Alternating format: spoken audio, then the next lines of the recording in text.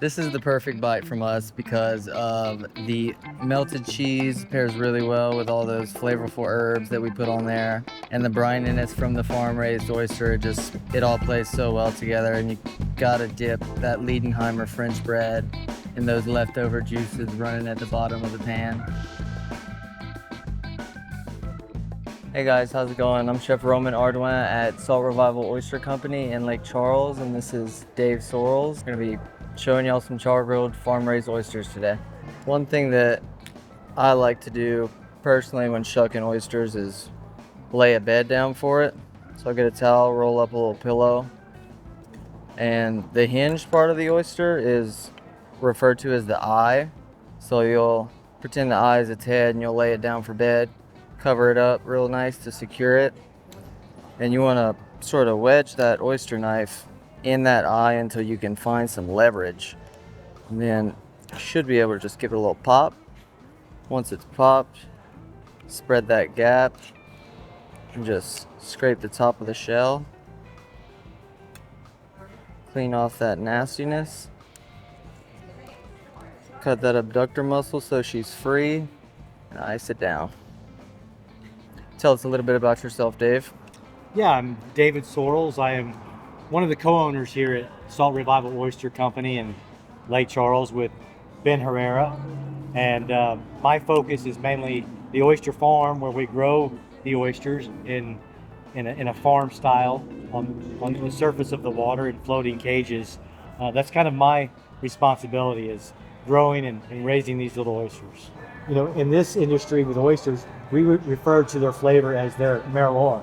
So with wine, you have terroir, and your grapes are going to grow and they're going to produce what flavors you have in your soil, and they're going to pull nutrients from that.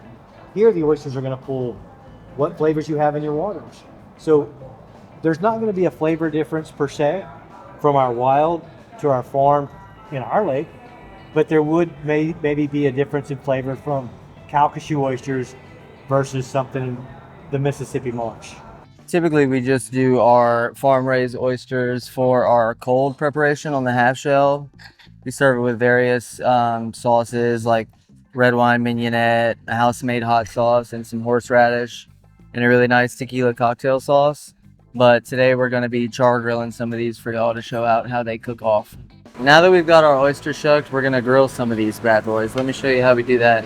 So you want to find like the warmest part of your grill. We'll get them on there.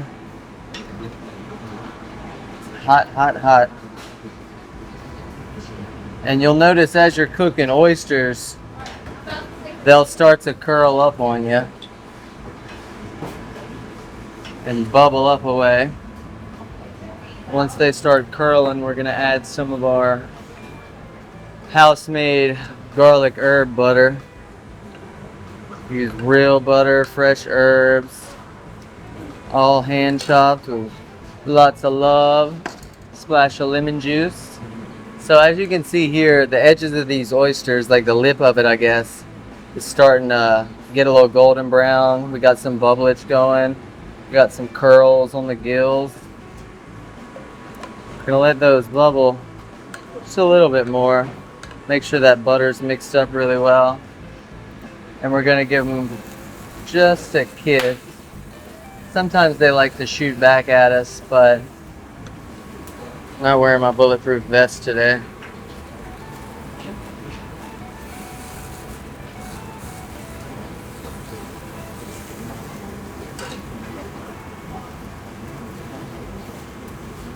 We're gonna let them finish getting nice and golden brown around the edge.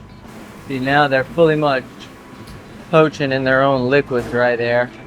We're gonna add some Pecorino Romano cheese while they're bubbling away, so that cheese melts and seasons that oyster liquor that's in there a little bit.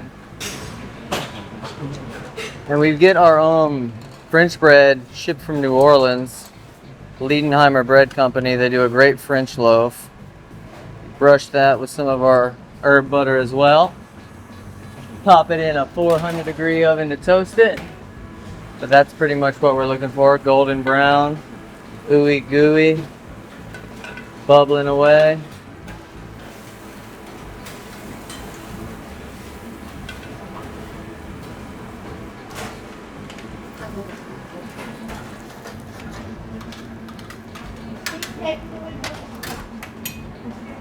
Leidenheimer French bread.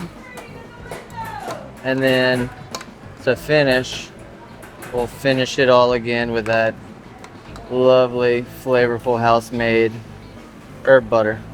And that is our Salt Revival Oyster Company char-grilled farm-raised oysters.